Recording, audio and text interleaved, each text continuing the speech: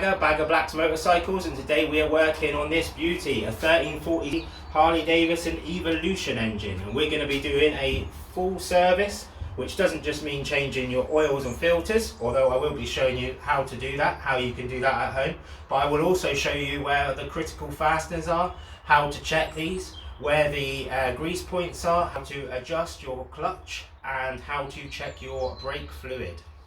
Okay, so first of all we're going to start off with the engine oil change. So if we look underneath here, you have this big bit that sticks down, and you have this bolt here which I've already pre-loosened. It is a 3/8, and we undo this and pop this out. Okay, so we give the oil filter a good turn. I've already cracked it off, but that comes off to a certain degree. You can then pull your strap off out the way and then just turn it by hand, spin it all the way off. Just check the seal has come off on here, and we'll give that a clean up with a rag, and check the center is still solid. Sometimes these can break or come loose. So while we have the oil filter off, we can check some of the critical fasteners that I was talking about earlier.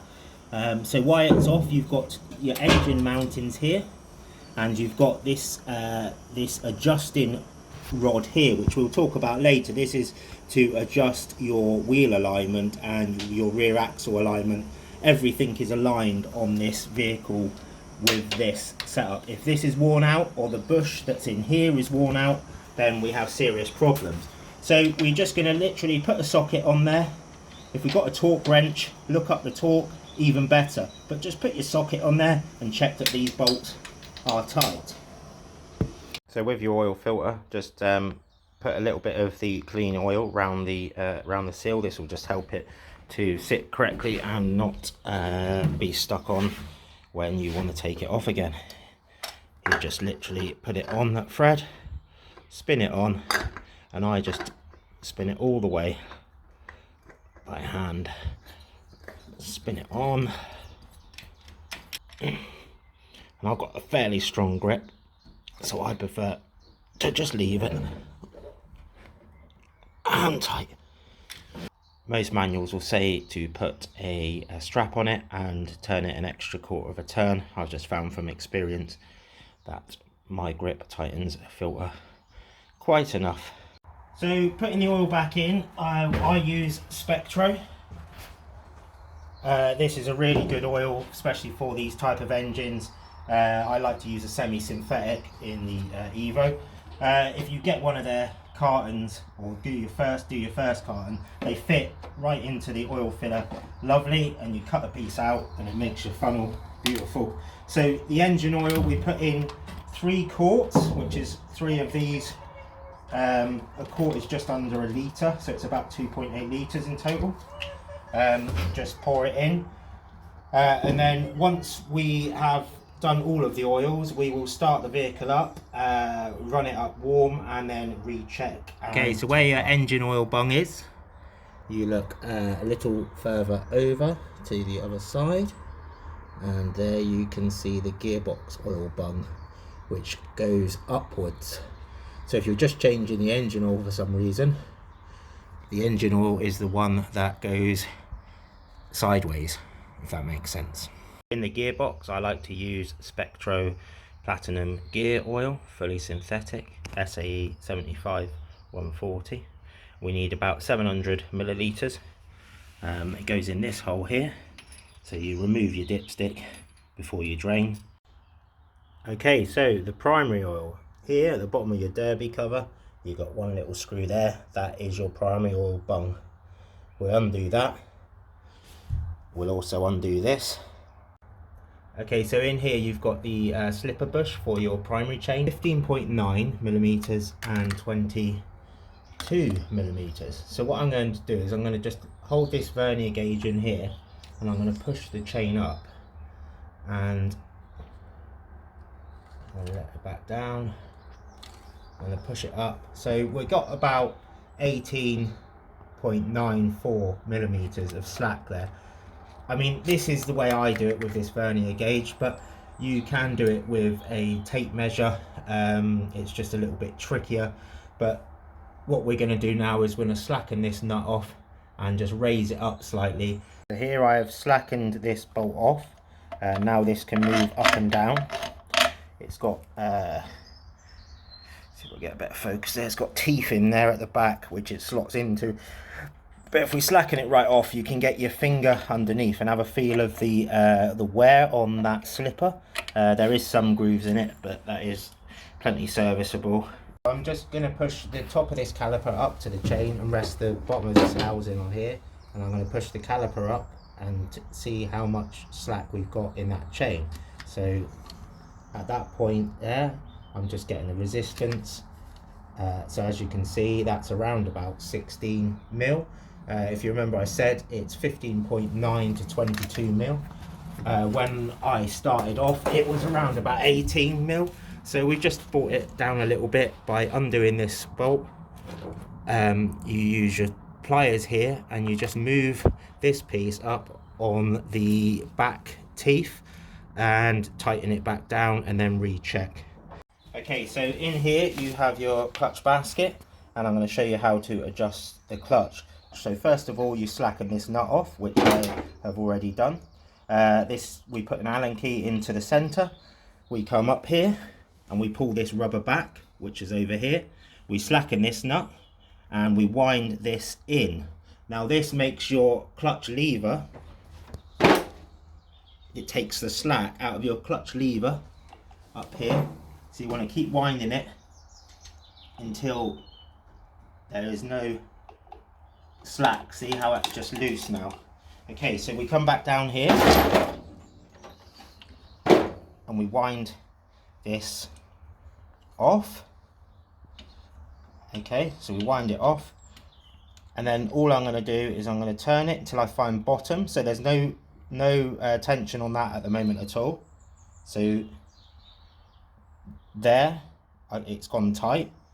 Okay, so see there's no tension and there it goes tight. So just at that point, you don't want to tighten it, you just at that point, that is the bottom. Okay, that means there is no pressure on that clutch. Then what we want to do, Harley-Davidson recommends quarter to half a turn. I like to turn it 1 turn.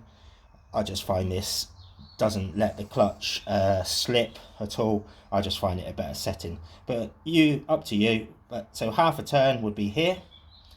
I like to turn it right round to a full turn, and then what we do is we tighten that lock nut back up. Okay, so we tighten that lock nut back up. Okay, so that's snugged up, and then we come back up and we've got no clutch here. Okay, so this is where you wind your cable back until you have around about quarter, half an inch of play up there. So we're going to wind it out. See now, that's probably too much play. So we're going to wind it out a bit more. That's too tight now. Okay, so I'm just going to find that happy medium somewhere in between there. So we've got just enough play.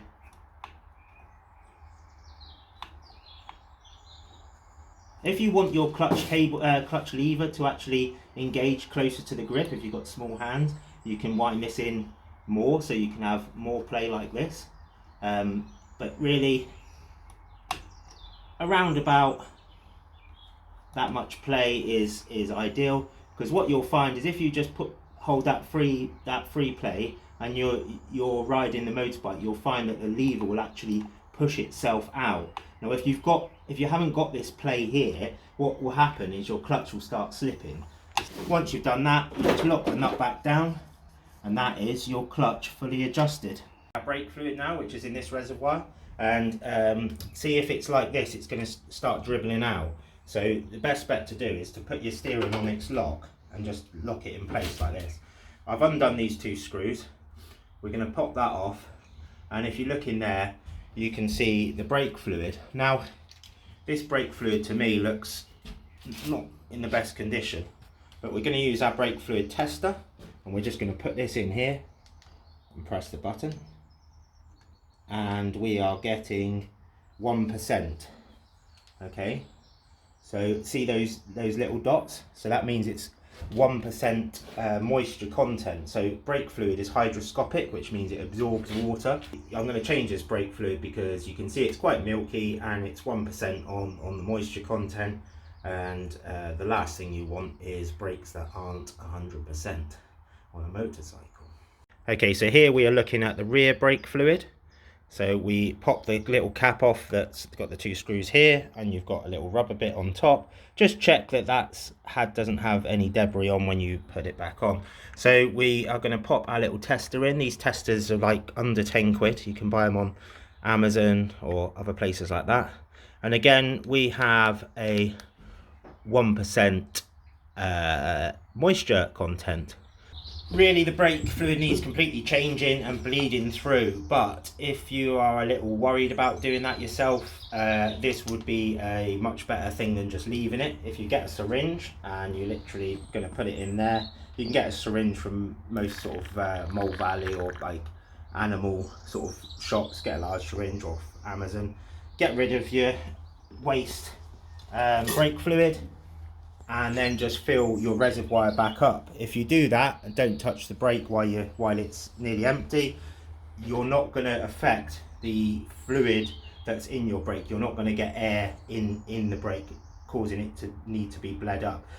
Okay, so bleeding the brakes, there's several ways to do it, but I like to push the fluid up through. So I've cracked off the bleed nipple here, and I filled this up with some .4 brake fluid, and I'm just going to push it through the caliper, and it will come up through into the reservoir up there. Whee! And now what I'm going to do is I'm going to crack this bleed nipple off. First of all, you'll get bubbles, and eventually you'll get clear fluid.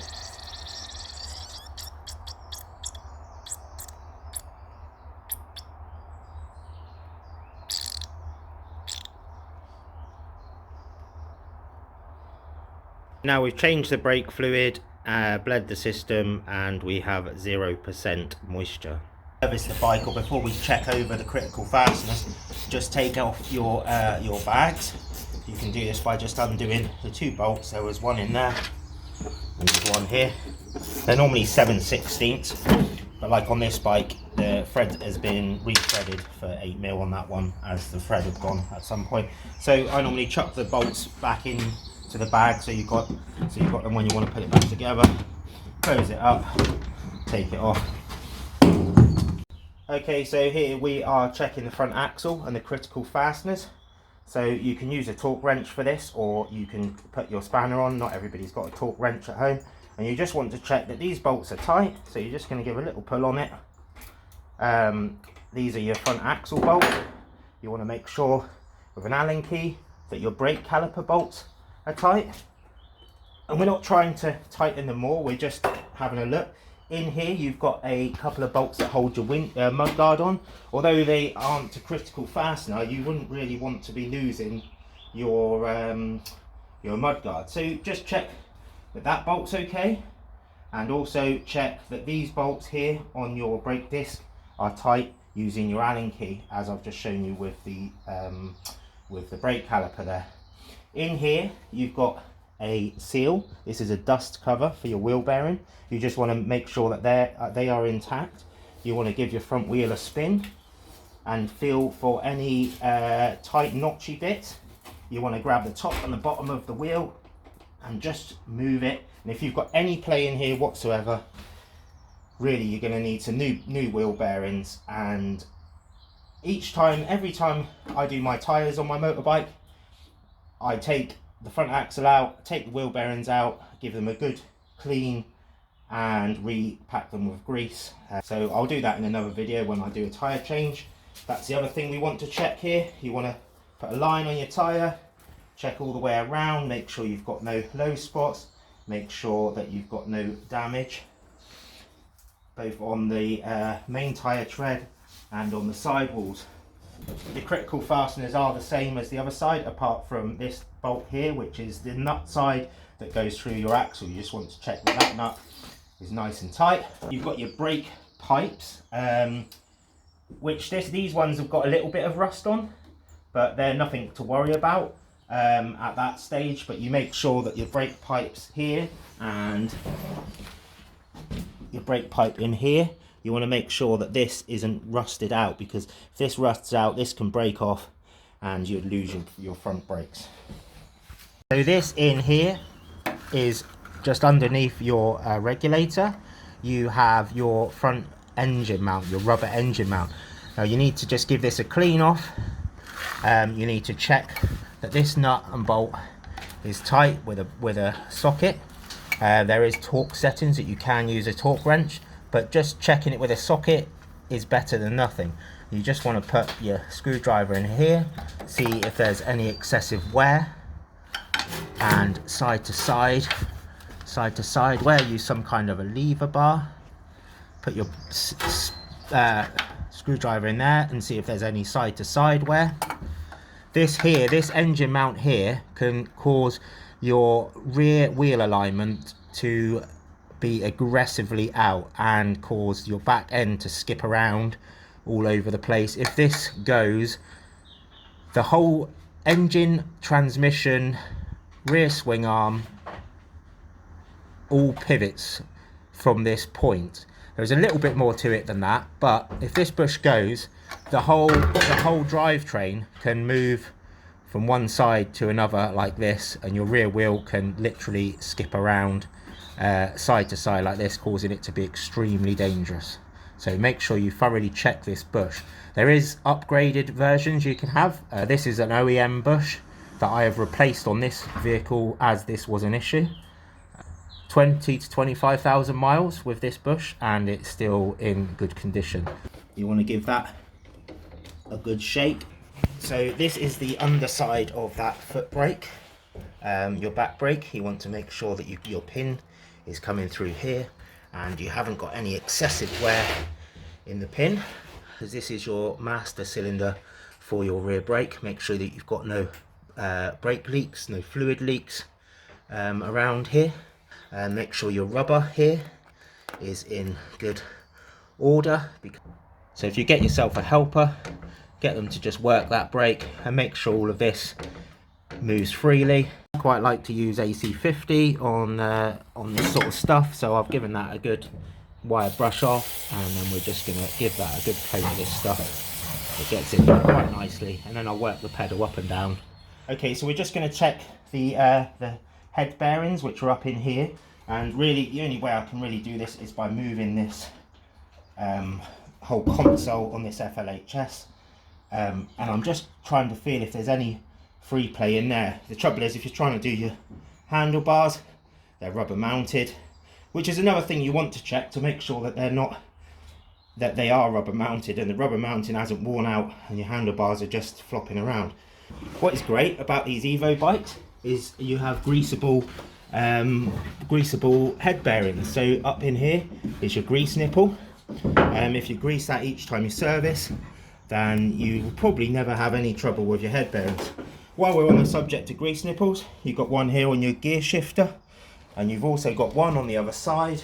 You've got one here on your brake. Okay, so with the bags removed, we can see a lot more in this rear axle area. And whilst it's all off, I'm going to give this a good clean up, as this bike has just finished a 3,000 mile Spanish tour. We want to check the critical fasteners here on your shocks. You want to make sure that your split pin is in here, and still just put a spanner on and make sure that that nut is not loose. Make sure these plates are not flopping around on both sides, that is. Check that your belt, so you want to be checking both sides of your belt, and there's a little bit there where it's damaged. It's had like a stone in it. I mean, a little bit of that you can get away with, but you want to check the belt all the way round. You want to check the belt on the underside and really thoroughly have a good look at this belt, because if this does snap, it's game over and you're heading home on the back of a lorry. On this side, you want to do the same with your disc. You want to be checking those bolts in here. You want to check that this isn't flopping about, That's the other side of your axle nut, so you don't really need to worry about that because you've checked on the other side. Check your shock absorber bolts, check your rear brake caliper bolts, and so in there you can see your back brake pad. The bit here is your metal bit, and then the bit touching your disc is your brake pad material. So okay, so inside here you can see, I'm just going to point to it, this here is your rubber buffer mounts for your swing arm. As I said, with that front engine mount, it mounts on the front engine, then it has those buffers there, and a shaft that goes through the swing arm. So, but essentially the swing arm is not attached to the frame, it's attached to the gearbox. So if those bushes are gone, you can have some excessive wiggle on your back. Want to check by giving your wheel a good pull like this. Okay, so checking the rear tyre, we put a mark on it and we're just going to move around. See, it's quite worn out there, quite worn there. This tyre is about ready for the bin. Whilst the bike's up on the lift and being serviced, and we've got the bags off, I've given it a good thorough clean as it's just come back from touring. Good thorough clean inside and out, nice coat of polish on everything.